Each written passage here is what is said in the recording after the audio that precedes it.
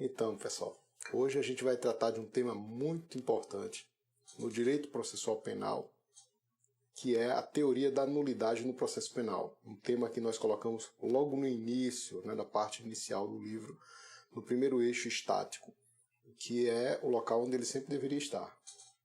Tá? Um bom dia a todos. Aguardando um pouquinho aqui o pessoal chegar, vamos iniciar já com o conteúdo. E quem puder, pega o seu café. Essa é a live de número 15, então já estamos nos aproximando da metade do livro. Estamos na live de número 15 de um total de 41 lives, né? Então, para aqueles que estão acompanhando desde o início, meu muito obrigado, né, por esse apoio, especialmente nesse horário, às 6 da manhã. Mas além disso, nós temos que dizer que as lives estão todas salvas e disponíveis para quem começar agora. Então, para o amigo ou amiga que começou a assistir recentemente as lives, nós temos as 41 disponíveis no meu canal YouTube. Então, estão organizadas lá. Quem puder, entra lá no canal, se inscreve lá, aperta no sininho e resolve todas as pendências, né, que foram identificadas. No caso, começa a assistir novamente a live. Desde aquela do número 1, né? Desde a live do número 1. Tá certo? Então no meu canal YouTube tem tudo lá, organizado, tá só? Tá joia? Também aqui no IGTV vocês encontram, mas lá tá mais organizado. Então vai, se inscreve e aperta no sininho. Então, gente, essas lives, como vocês devem saber, elas têm o propósito também de auxiliar nos estudos do nosso novo livro, que é o curso de Direito Processual Penal em conformidade com a teoria do direito. Tá joia? Então alguns perguntaram para mim, olha, essas lives são os vídeos por capítulo? Não. Além dos vídeos por capítulo, vocês contam com a live. Então, para quem comprar o livro, que tem versão também digital, pode acessar o conteúdo digital através de um código que vem na contracapa de cada livro. Então lá, entra no nosso espaço digital, virtual da editora, aí pode tanto ter acesso a e-book, para quem adquiriu o e-book, como acesso exclusivo aos vídeos para quem tem o livro físico, tá joia? Então, além dos vídeos, que são 41 videoaulas, uma por capítulo, nós temos esse encontro que também vai ficar gravado. Mas vamos ao conteúdo. Hoje nós estamos com o capítulo 15, que trata da teoria da nulidade no processo penal. Como vocês devem saber, eu tenho um livro específico sobre as nulidades no processo penal. E neste livro nós encontramos um eixo para tratar de todo o conteúdo do direito processual penal, colocando a nulidade como aspecto de controle. Então aqui a questão da teoria da nulidade significa uma opção que aquele que vai estudar deve ter para controlar os vícios processuais. Para que se saiba o que é o direito, o que é correto, é necessário saber também o que é incorreto. Então toda a estrutura da nulidade é desenvolvida em 2 estágios. E aqui a gente exemplifica com sinônimos. Então, dentre os sinônimos possíveis, nós temos antecedente e consequente normativo. Então, em sede de nulidades processuais, nós vamos trabalhar com a questão de antecedente, identificada como a atipicidade. Mas o que é uma atipicidade processual? Lá no início do livro, nós fizemos um confronto entre as diversas teses sobre atipicidades processuais. Aqui nós vamos dizer que existe uma atipicidade que decorre de verificação direta e de verificação indireta. A verificação indireta, ela é explicada pelo dever que tem todo juiz de se certificar a respeito da regularidade dos atos processuais. Então, a noção de regularidade dos atos processuais vai lhe dizer também o que é irregular e determinar-lhe o controle de todos os atos. Nesse sentido, todo e qualquer ato processual é documentação de uma norma jurídica com incidência deficiente e, em razão disso, é possível fazer o controle de todos eles. Essa é a tipicidade indireta, né? Uma verificação mediata que decorre da percepção da existência entre endonorma e perinorma. Quando há um desvio entre também outros nomes, chamados de modus ponens e modus tollens, ou seja, um modo positivo e um modo negativo. A nulidade está ao lado dessas estruturas, que é justamente o descompasso com esses pontos de vista de natureza positivo ou negativo. Também podemos identificar que a nulidade é uma negação do direito, mas toda vez que verificarmos um fato vício, nós devemos aplicar uma consequência que pode ser uma consequência que desconfirme os efeitos do ato viciado ou que confirme a produção dos seus efeitos. E daí nasce toda a nomenclatura que nós utilizamos em termos de nulidades processuais, como, por exemplo, nulidade absoluta e nulidade relativa, ou, no modo consequente, os aspectos de convalidação, confirmação da validade ou invalidação. Esses termos, eles são muito ambíguos. Então, vocês, por exemplo, podem encontrar esses termos com sentidos diferentes em vários livros. Então, o nosso propósito é estipular demarcações bem precisas desses conceitos, dessas definições. Então, por exemplo, quando eu falo de validade, validade diz respeito a uma relação de pertença. Isso é muito importante em termos de atos processuais, porque no processo penal, todo ato que se insere no ordenamento jurídico, ele é um ato que já nasce produzindo efeitos, por mais viciado que o ato esteja. Então nós podemos dizer que todo ato que é produzido no processo é uma documentação de norma individual e concreta. Então ali você concretiza, né, uma norma jurídica, a norma se dá na cabeça e você documenta em termos de ato processual, e aquela norma, ainda que esteja ali documentada a partir de uma incidência imperfeita, uma incidência deficiente, ela produzirá efeitos. Então, por exemplo, uma prova ilícita, se ninguém falar a respeito da ilicitude, nós vamos ter um vício grave ali, né? Então, uma prova ilícita ela pode ser algo complicado para que você aplique na sentença uma pena e a pessoa, de repente, cumpra uma pena absurda, uma pena injusta. Então, no processo, nós vamos precisar de uma espécie de controle. Alguém precisa dizer ao juiz, né? Mas não basta só isso. É necessário que esse controle se fixe no órgão autêntico. Então, nenhuma nulidade será reconhecida como tal se o juiz não mencionar. É por isso que tudo no processo depende de um fazer, porque se isso não for dito, ele pode sim produzir efeitos nefastos na vida de alguém. A nulidade, então, ela vai partir dessa noção de validade e invalidade. Aí se eu pergunto para vocês, né, a gente pergunta, você sabe o que é validade? Né? O que seria validade? Aqui o pessoal que está chegando, meu muito bom dia, tá? Meus alunos e também aqueles que já foram meus ex-alunos, os professores aqui que estão nos cumprimentando, Felipe, muito bom dia. Vamos traçar aqui 3 dúvidas muito recorrentes, né? Vocês sabem o que é validade já?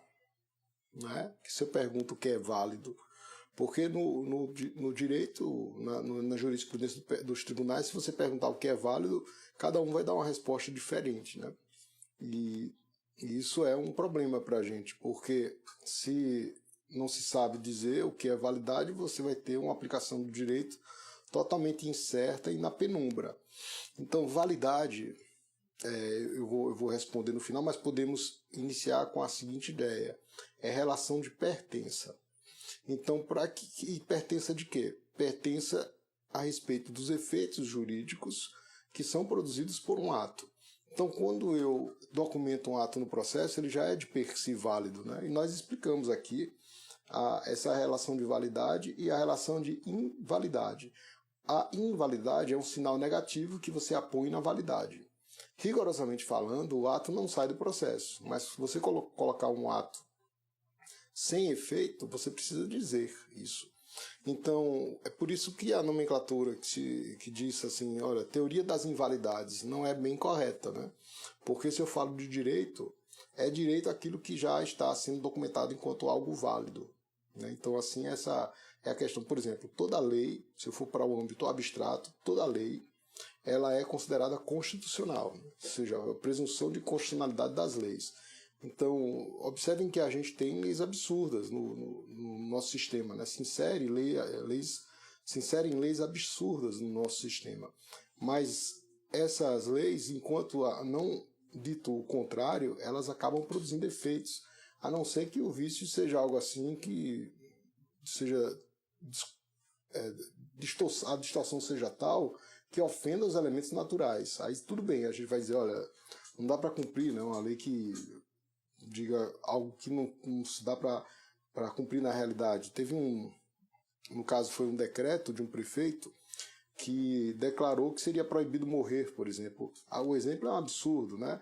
Mas significa bem o que eu estou querendo dizer, porque o decreto que afirma que alguém não pode morrer, ele é incapaz de interferir na realidade natural, né? Então, uma lei, quando se insere no sistema, ela de per si já produz seus efeitos, né, de maneira completa, aí você precisa de uma afirmação de um tribunal afastando essa lei por inconstitucional. Assim também no âmbito concreto, veja, estou falando de lei, é norma geral e abstrata, e quando eu vou para o âmbito concreto, eu chamo de norma individual e concreta. Então, no processo, o sistema é de norma individual e concreta. Eu vou controlar dispositivos, né, com vícios, né, aplicações dos dispositivos com vício, então normas individuais e concretas com incidência imperfeita, né, documentação imperfeita, e vou para isso editar uma outra regra, né, editar uma outra norma e documentar em outro ato processual. Rigorosamente falando, um ato processual viciado ele não é expulso do processo, ele fica lá, né? Agora, quando vem um ato novo, eu faço o controle e lhe retifico os efeitos. Ou seja, eu não modifico a sentença que foi dita de maneira incorreta. Eu deixo a sentença lá, só que ela fica sem efeito. Por quê? Porque nasce uma outra sentença que pode decorrer, inclusive, de recursos. Aí aqui no livro a gente faz algumas distinções importantes, né?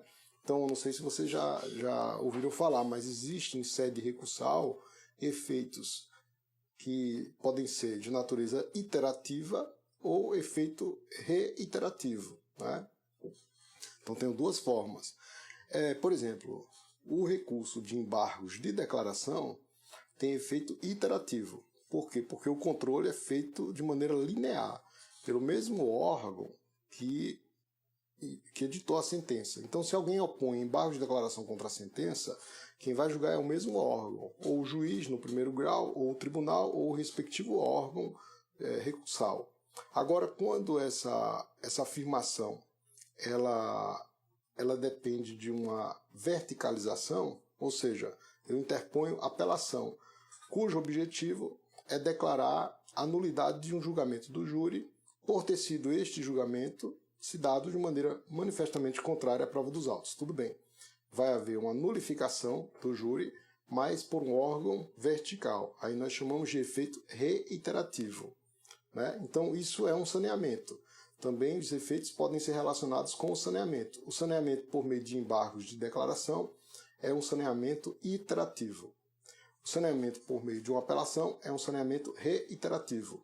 Isso é uma convenção, né? E diz respeito a normas individuais e concretas efetivamente documentadas. De que maneira? Existe uma norma individual e concreta que foi editada, por exemplo, a sentença viciada, e vai existir uma nova norma individual e concreta que pode ser editada pelo mesmo órgão, por um órgão superior, mas uma nova norma individual e concreta que vai tornar sem efeito aquela viciada e vai colocar outra em seu lugar, ou vai determinar a produção de outro procedimento.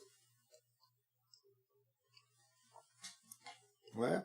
Aqui nós vamos ver com todas as linhas, assim que é bem perceptível, a noção de relação. Ou seja, que as coisas se relacionam tanto na órbita de atos processuais, ou seja, um ato processual não faz sentido sem outro ato que lhe anteceda.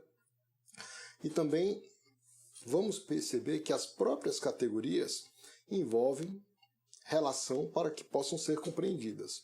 Então, por exemplo, quando eu falo nulidade relativa, né, essa é uma classe. Uma das 4 classes que estão estruturadas na teoria da nulidade no processo penal, a nulidade relativa. A questão é de relação. Então, por quê? Porque para que você identifique uma nulidade relativa, você deve considerar outras normas em jogo, como, por exemplo, os princípios que nós estudamos na aula anterior. E os princípios, como, por exemplo, o princípio Pade nullité sangrif, ele se insere na tese da estrutura nulificadora. Então, se eu perguntar assim, qual que é a estrutura nulificadora? Vamos saber, né? Porque quando se fala em nulidade, todo mundo só pensa no defeito e quer resolver a coisa sem pensar no elemento anterior. E a estrutura nulificadora, ela envolve uma hipótese, que é uma tese fraca, e uma tese propriamente dita, que é a tese forte. Como é que a tese fica forte? Através da justificativa, da fundamentação. Aqui se insere com todo rigor o artigo 93, inciso 9 da Constituição, que manda fundamentar as decisões judiciais. Então significa dizer que eu tenho uma hipótese e tenho uma tese. Então eu tenho, por exemplo, como hipótese, inexistência, nulidade absoluta, nulidade relativa e irregularidade. E como tese forte, eu posso agregar a esses elementos viciados, que é a nulidade fato, as nulidades consequências, que são de invalidação, em relação à validade novamente, tornar sem efeito, invalidar, ou seja, colocar um sinal negativo naquilo que foi validado. Eu tenho convalidação, enquanto confirmação da validade, isto é, dizer que a operação dos efeitos da norma, apesar do vício, deve prosseguir, quando, por exemplo, se cuidar de nulidade relativa e se perceber que o vício não foi capaz de afetar direito fundamental da parte envolvida. Aí eu confirmo. É justamente aqui que incide a relação entre princípios. Então, uma relação entre princípios significa dizer que aqui eu estou no aspecto chamado de aspecto possibilista, o campo possibilista. O que é um campo possibilista? É um campo pragmático, que depende de argumentação. É o espaço mais forte da retórica. Então, quando eu vou fundamentar, eu também menciono retórica nos seus 3 níveis. Isso a gente comentou nas primeiras lives. O nível material, o imediato, cuja incidência de um método. O nível estratégico ou mediato, cuja incidência de metodologia. E o nível mais abstrato, que se refere à relação entre o método e a metodologia, que é a metódica, que é um aspecto muito mais filosófico e analítico. Então temos aqui 3 eixos que podem me auxiliar a fundamentar o aspecto possibilista, que é a incidência de princípios. Então é por isso que eu digo, olha, não houve ofensa a direito fundamental. Então quando eu digo isso, eu digo, vai incidir o princípio do prejuízo, mas sou eu, juiz, que vou dizer que o ato feito de outra forma não foi capaz de suprimir a eficácia da garantia fundamental envolvida, ou de um outro direito da parte envolvida. Então aqui eu tenho uma percepção de que a nulidade relativa não deve ser entendida como nulidade relativa, simplesmente relativa, porque ela é flexível, ou porque eu posso fazer vistas grossas em relação ao vício. Não é assim. Ela é relativa porque ela se relaciona com outros aspectos normativos e o texto constitucional não deve ser interpretado às tiras ou aos pedaços. Aos amigos que chegaram agora, pessoal, essa é a live número 14, tá?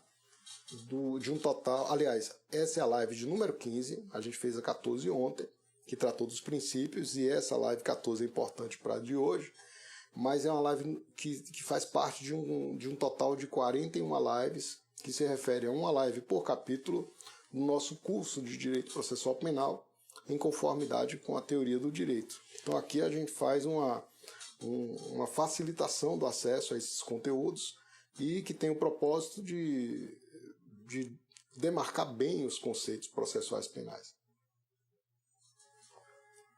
A demarcação desses conceitos, ela tem várias importâncias. Eu posso perguntar quais são as importâncias, Qual é a importância maior de demarcar o conceito? Uma delas é você saber o que está fazendo, você ter domínio sobre a questão. Então, é diferente alguém falar nulidade, não, sob pena de nulidade, não diz o que é. E a outra coisa é você afirmar a nulidade e dizer exatamente por que aquela deve ser a consequência prevista.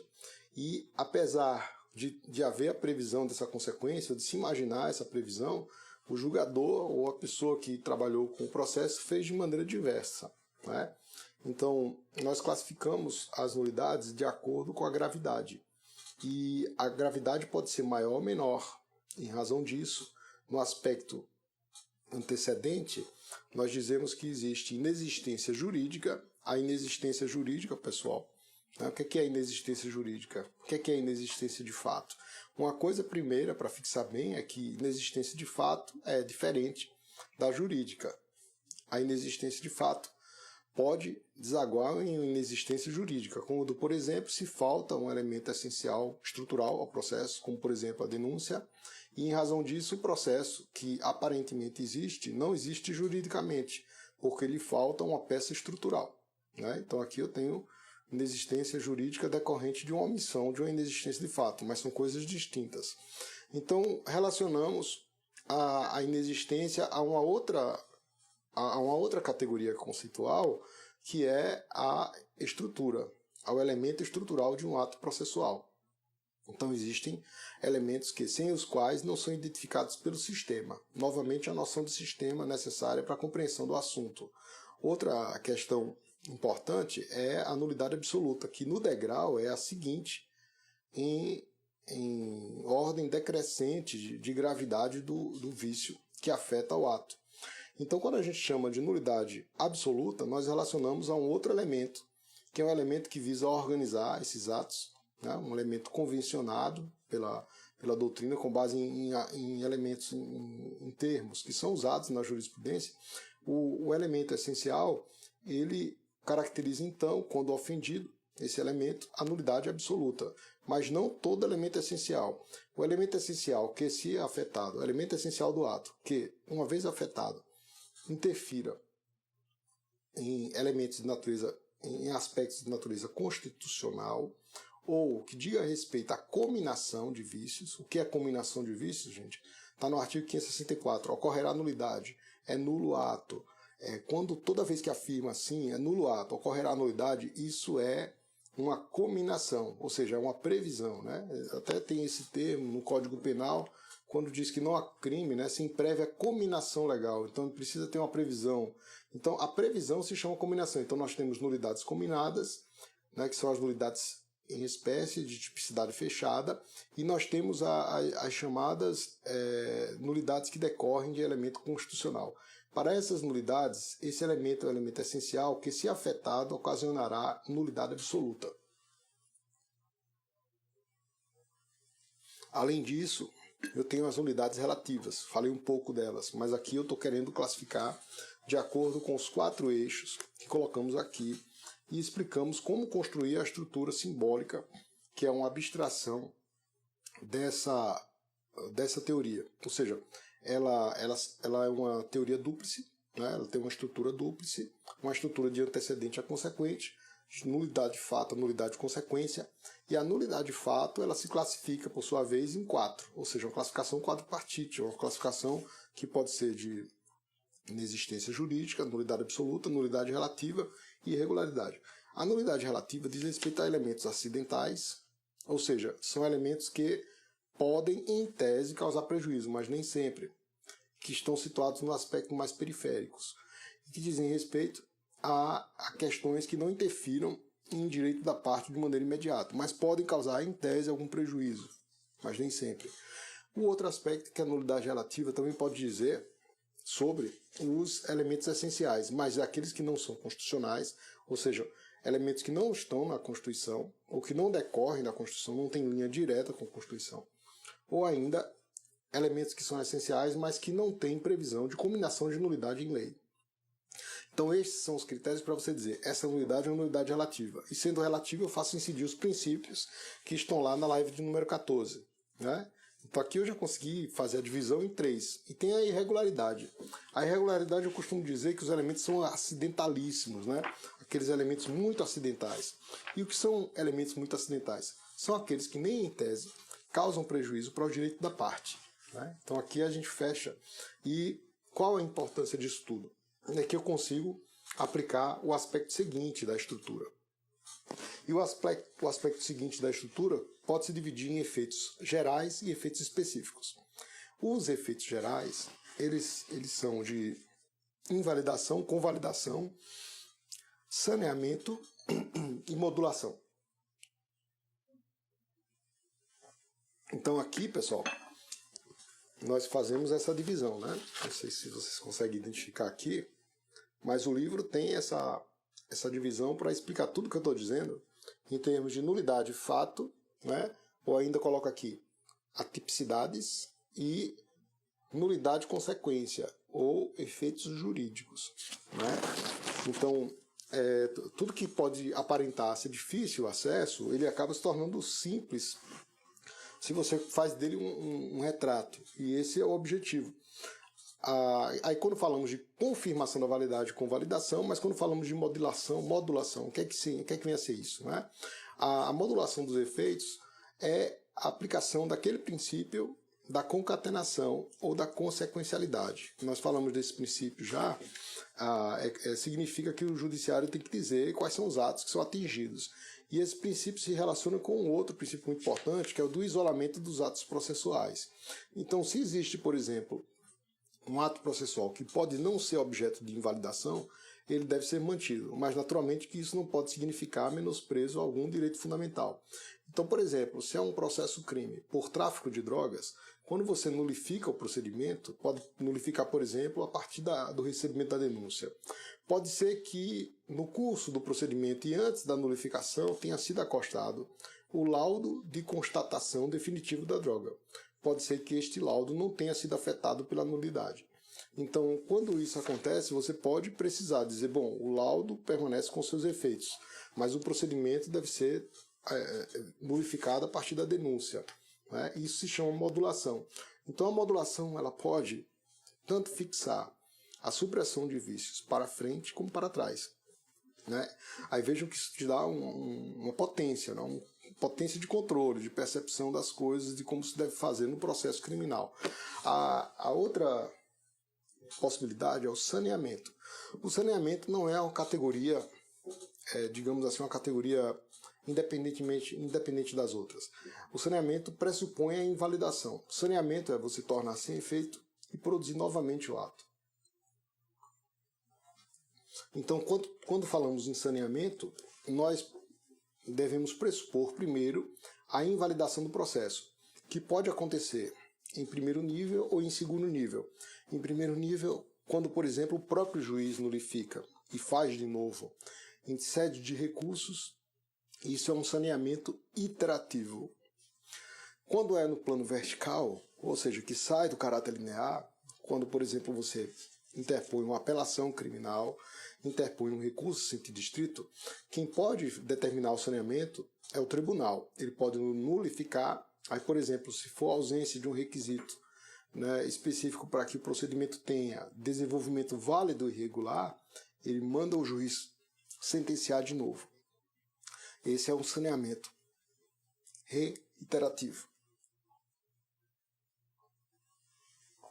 Né? Esse é um saneamento reiterativo. Aqui, gente, muito bom dia. Lembrando que é sempre importante aquela interação entre a gente, né? Coraçãozinho eu gosto de receber. Aqui eu já recebi vários acenos de quem entrou e ficou um período com a gente, saiu e às vezes retorna, às vezes é problema de conexão. Esse número que está aí sempre é mais do que está aí, né?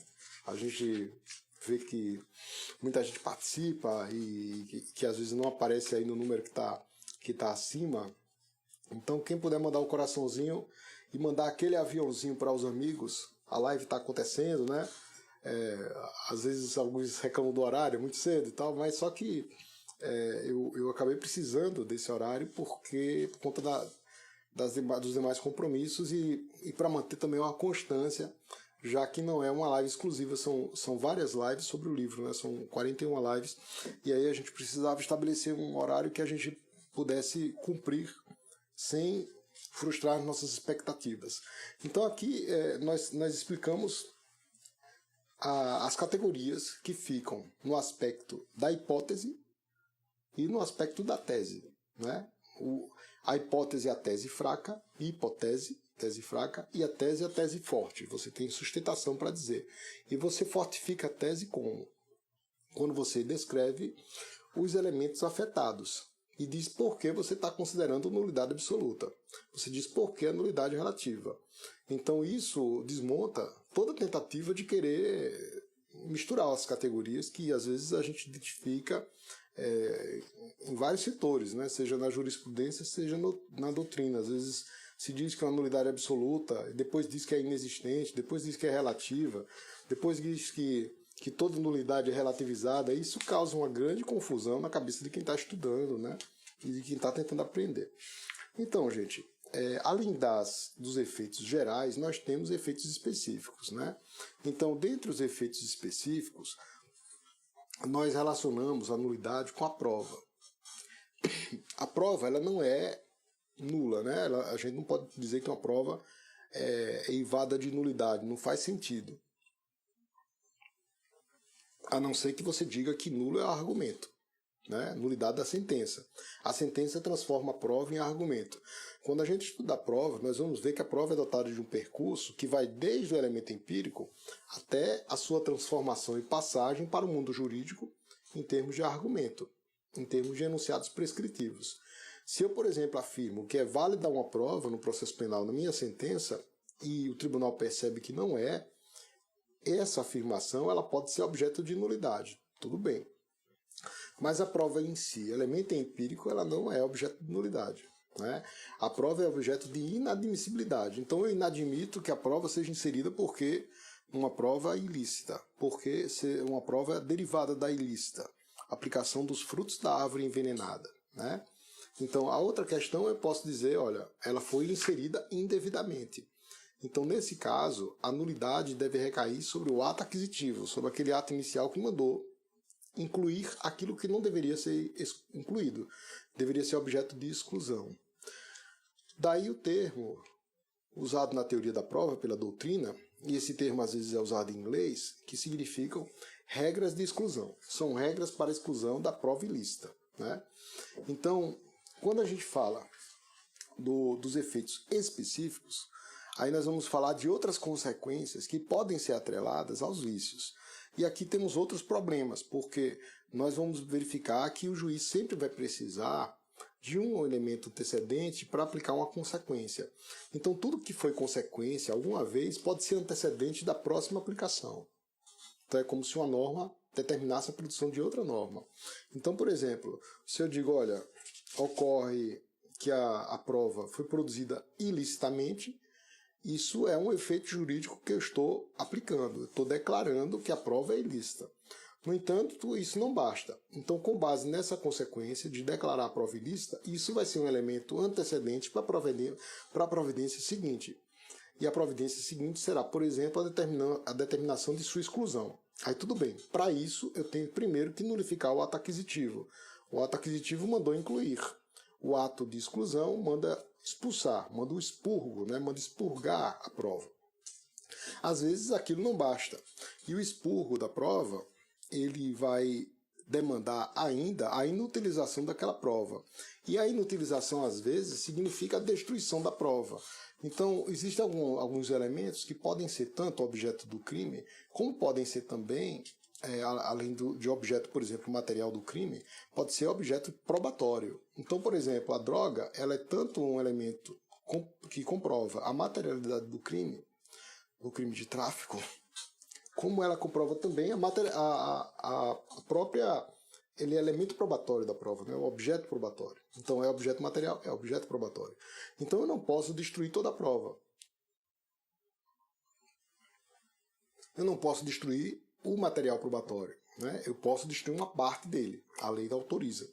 Então você tem que reservar sempre um pouco, né, daqueles elementos da droga para que isso permita o contraditório.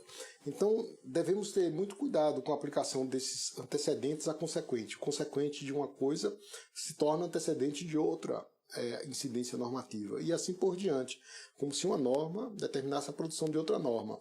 Então, no caso da inutilização, é uma providência importante, mas, a nosso ver, ela merece controle de constitucionalidade. Então, um dos aspectos para você, por exemplo, destruir um elemento probatório, existe previsão para destruir droga, existe previsão para, por exemplo, descartar elementos de mídia, né? Você intercepta alguém durante anos, depois descarta.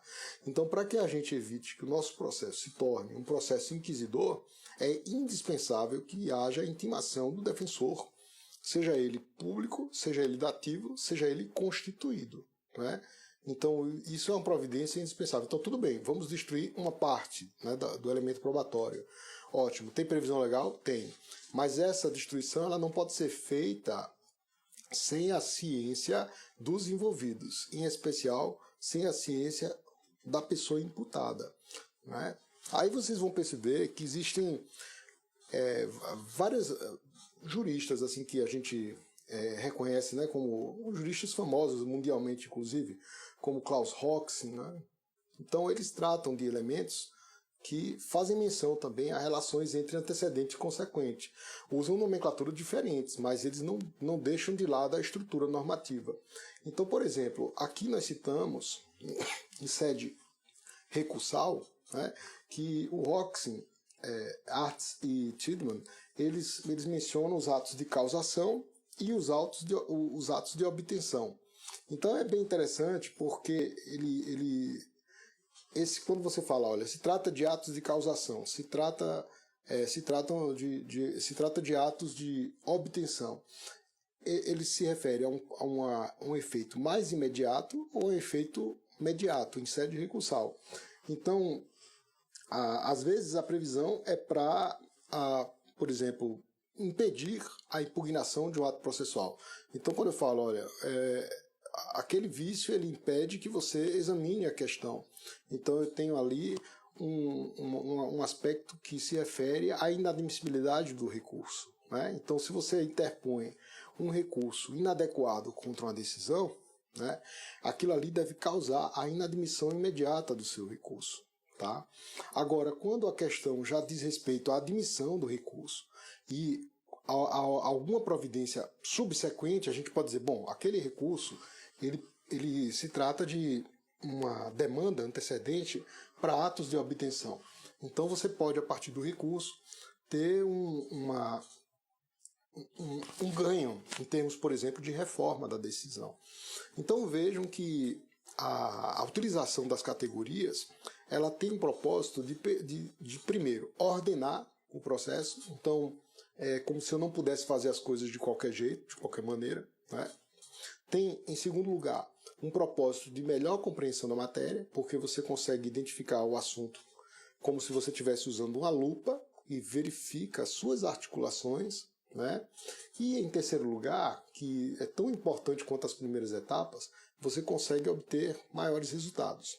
Eu creio que a expressão que a gente pode dizer a partir disso tudo é que o uso desses elementos teóricos eles têm uma potência de mitigar o caos, né? Se a gente pode assim dizer alguma coisa sobre o nosso sistema, é que a forma como ele vem sendo aplicada, ela tem dado uma ampliação aos elementos discricionários, aos elementos subjetivos, ao decisionismo, né, ao voluntarismo.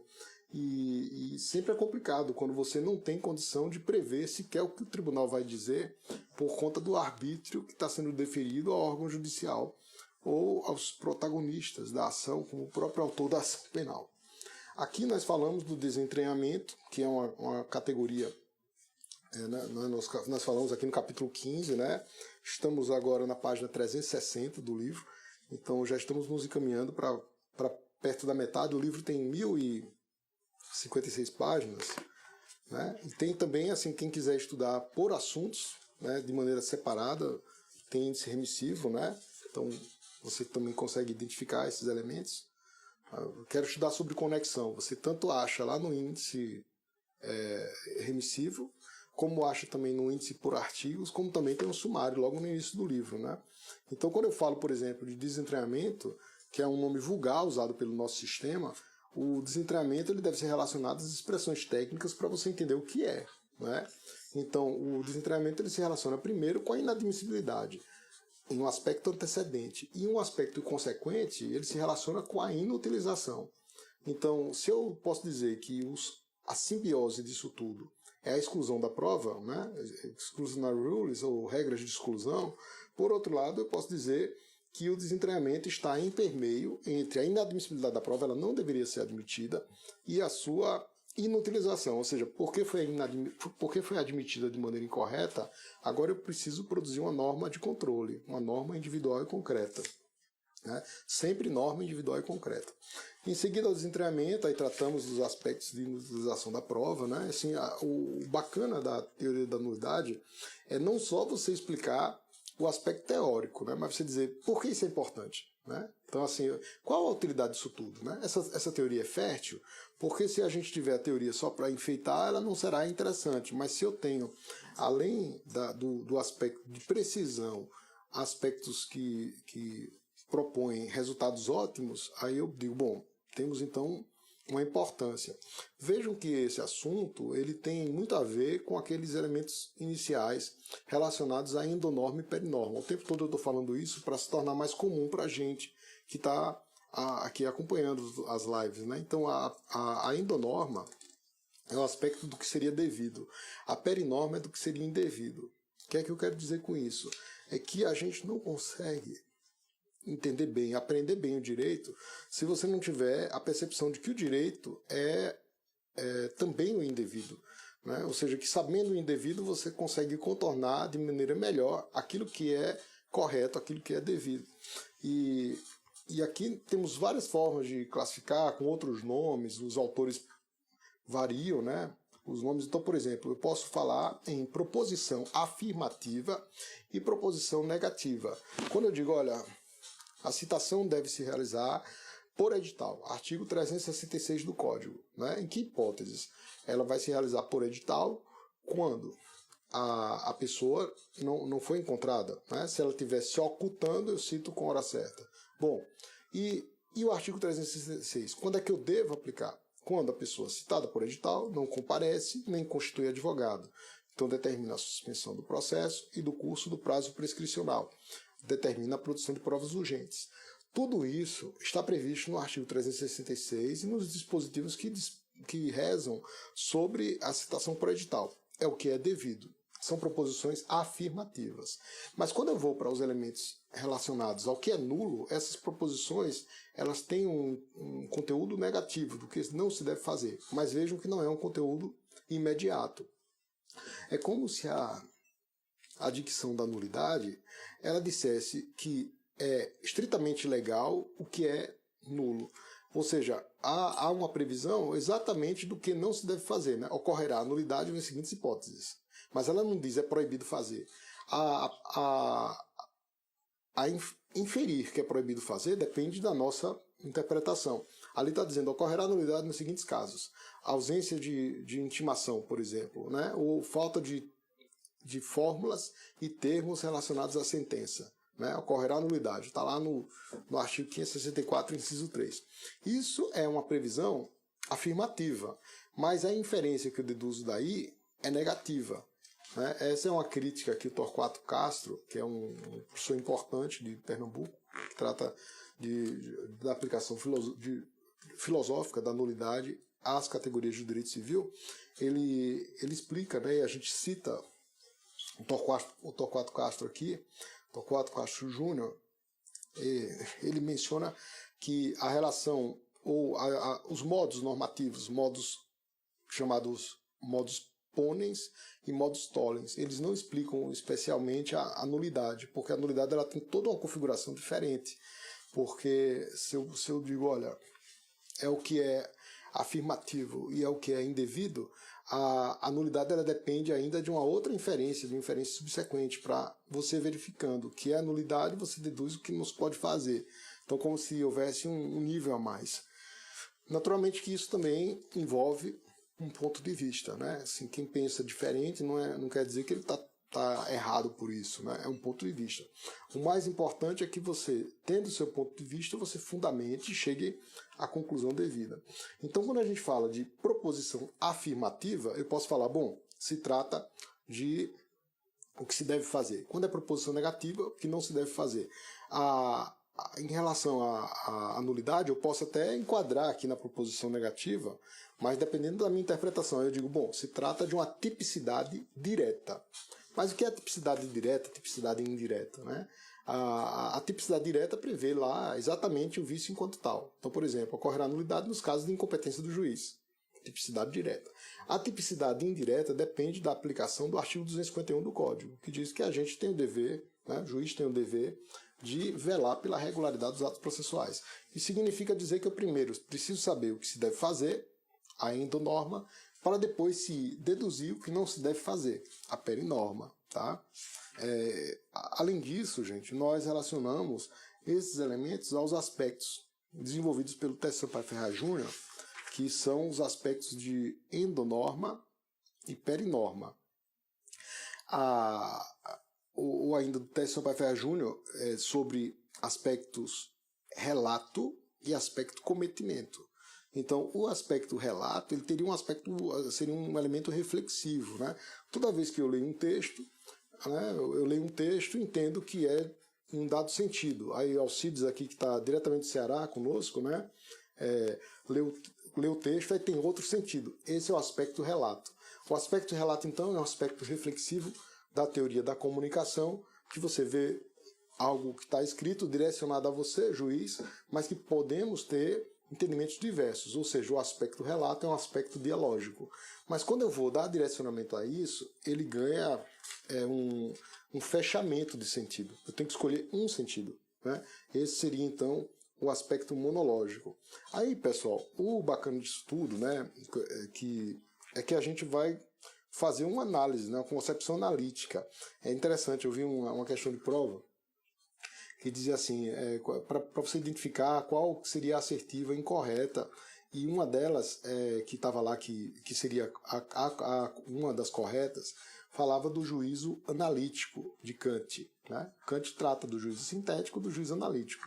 O juízo sintético seria realmente aqueles aptos a conferir conhecimento autêntico, né? O conhecimento verdadeiro. Mas o juízo analítico, ele é como se fosse um somatório dos elementos de uma afirmação, de uma proposição. Né? Então, assim, eu chamo de juízo de nexo. Então, quando você faz juízo, você faz nexo. O nexo é um esquema. Né? O nexo, ele depende de um esquema. O esquema pode ser estrutural, o esquema pode estar aqui no papel, né? O esquema pode estar na minha cabeça, o esquema pode estar no papel. Por exemplo, em termos de nulidade, isso aqui é um esquema. Né? Eu tenho aqui um esquema. Aí a pessoa que vê isso diz, bom, como se chegou a isso? Né? Eu tenho um esquema aqui desenvolvido em letras, do alfabeto, tentando representar cada um dos sentidos, mas eu vou para o esquema depois para chegar a uma proposição de acordo com os símbolos já desenvolvidos pela lógica, né? Já desenvolvidos pela lógica. Então, esses símbolos são símbolos já universais. Para quem quiser conhecer os símbolos da lógica, hoje você tem isso disponível na internet, né? Mas vocês podem estudar livros que são livros novos sobre lógica, como de Susan Haack. Aí ela fala de várias questões relacionadas à lógica jurídica. E em relação aqui, a gente fala de símbolos que explicam a estrutura da nulidade que a gente vem falando durante todas essas lives. Bom, isso aqui é assustador, né? Mas tem como saber. Ou seja, para quem estudou, por exemplo, na época matemática, né, que tinha lá as variáveis e cada uma tinha um sentido, a gente faz isso também. Então aqui existe um cálculo, mas o cálculo é normativo. E o cálculo é um cálculo que pode se enquadrar no chamado juízo analítico de Kant. O juízo analítico, ele é verdadeiro, né? No seguinte sentido. Ele é verdadeiro porque ele explica exatamente o todo. Então o todo depende do somatório de partes. E as partes, a simbiose das partes, elas representam realmente a verdade. Então você não pode dizer, a não ser que não seja um juízo analítico, mas se for um juízo analítico, ele é necessariamente verdadeiro. Né? Então essa era a questão, né, que estava lá na questão do concurso público, viu, pessoal? Né?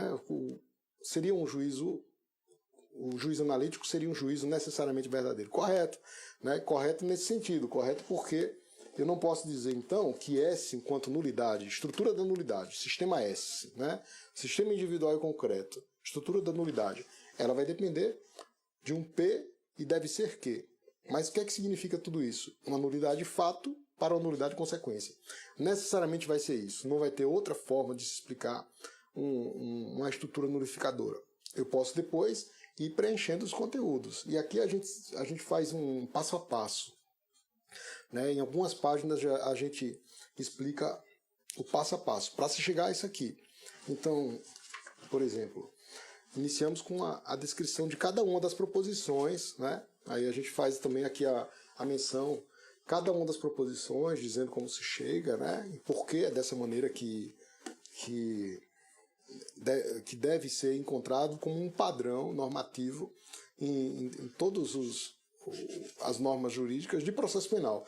Não só as nulificadoras, mas você encontra esse tipo de estrutura para normas probatórias, para normas recursais, para normas de recebimento da denúncia, disposições de audiência.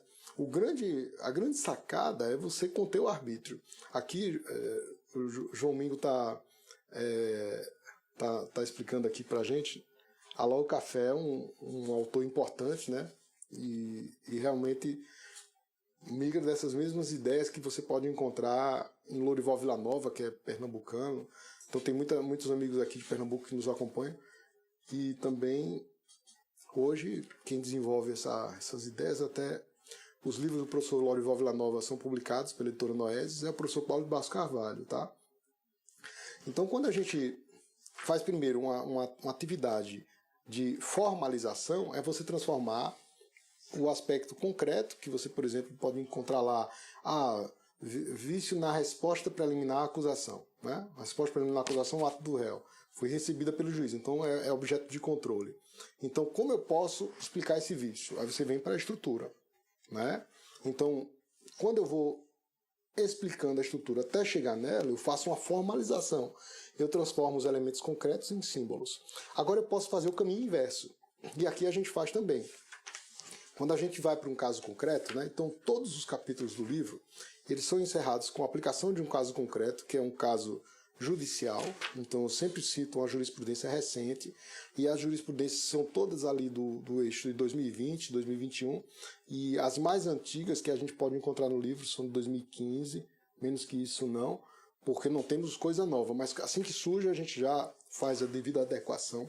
Então, por exemplo, toda aquela simbiose de símbolos, a gente também faz uma exemplificação concreta para dizer, olha, funciona ou é só para enfeitar?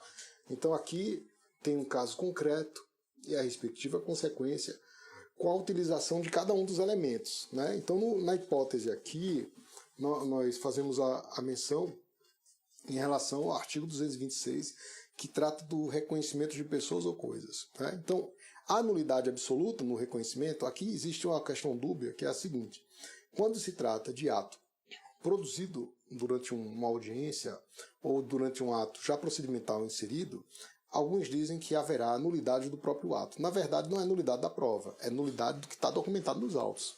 Então, o 226, ele fala, olha, é essencial colocar o reconhecido ao lado de mais pessoas. Então você vai reconhecer alguém, coloca a pessoa lá sozinha. Eu lembro de um caso que a pessoa chegou lá com um uniforme, né? Um uniforme do presídio. Se ela fosse ser reconhecida com aquele uniforme ao lado de outras, tudo depois seria algo contra ela, tudo, né? Não haveria nada depondo a favor, porque somente ela, vestida com uniforme, aqui eles vestem os presos com uniforme vermelho, né? Mas a gente teve notícia aí de situações extremamente constrangedoras que vestem os presos com uniforme rosa, então vocês encontram isso no Google. Foi até a ação da Defensoria Pública para tentar modificar aquela realidade. Então, se você for reconhecer alguém com uniforme diferente, né, com vestes diferentes, totalmente de maneira já a sugerir quem vai ser reconhecido como autor do crime, o procedimento está viciado. Então aqui a gente faz essa relação para dizer que a questão funciona e funciona de maneira consistente. Né? A consistência é a grande sacada, né? Como é que você vai resolver? Você não vai só explicar, mas você vai demonstrar também que a sua tese é uma tese forte, né? Uma tese com consistência normativa e capaz de produzir resultados ótimos. Então, voltando àquelas primeiras questões que a gente desenvolveu, né, que eu já vou dizendo, olha, a live do número 15 é essa, né, está na composição de 41 capítulos, e a gente falou da live número 14, que trata das questões principiológicas que se inserem no aspecto possibilista que está no segundo eixo dessa estrutura dúplice. O aspecto possibilista, então, está no elemento consequente, né? Ele diz respeito ao desvio de consequência. O desvio de consequência pode acontecer, desde que seja dentro do padrão e não seja inconstitucional. Então relacionamos essas questões também a um aspecto de previsibilidade, né? E a um aspecto de regulação do sistema. Tá? Então a coisa fica toda fechada, né? Então a gente pode recapitular aqui o que nós perguntamos logo no início. Primeira questão da validade e da invalidade. Validade só existe quando há pertencimento, né? Quando há relação de pertença. E tudo se insere no sistema de maneira válida. Vai haver invalidade quando um juiz disser a respeito, aplicando a teoria da nulidade. Né? Então, ciente de que validade diz respeito a pertencimento e a sistema, nós podemos ter as consequências que estão na tese forte da nulidade processual penal. Então as consequências podem ser invalidação quando você suprime a validade, isto é, você não tira o ato como regra, você aplica um sinal negativo na validade. Convalidação quando você confirma a operatividade do ato. Né? Então, com validação você confirma a validade. Modulação quando você regula e isola os atos que devem ficar e diz expressamente os que devem sair de maneira precisa. Saneamento envolve invalidação e refeitura do ato processual. Esses são os efeitos gerais. Os efeitos gerais estão atrelados ao aspecto vício. Os vícios são 4, né? Inexistência jurídica, nulidade absoluta, nulidade relativa e irregularidade. Esses vícios se relacionam com elementos do ato processual estruturais, essenciais, acidentais e superacidentais, né? Ou muito acidentais. Então, eu tenho como diminuir a contingência dessa maneira e ter uma ênfase maior, né, nos meus propósitos. Gente, vamos chegando ao final, né? Eu queria agradecer aí, Gustavo também, que tem acesso ao livro e está mencionando, tá joia? E a gente vai se encontrar novamente na sexta-feira, né? E na sexta-feira a gente vai seguir a sequência, né? Live de número 16. A ideia é falar, aí a gente vai começar a entrar nos elementos concretos. Na live número 16 a gente trata do plano semântico das normas processuais penais. Aí vamos para outros aspectos, né, de hermenêutica, de sentido e valor, explicando de maneira ainda estática os aspectos de índice, de símbolo, né, e de ícone, e falando da necessidade de uma linguagem formal para uma hermenêutica adequada. Ou seja, é uma inserção e indicação de sentido das normas jurídicas, né? É por isso que a gente menciona e faz a aplicação do chamado construtivismo lógico-semântico. Lógico é porque é uma categoria de raciocínio, né, correta, e semântico porque é um aspecto de conteúdo, de sentido. A própria lógica já envolve semântica, sintática e pragmática, sentido, estrutura e função.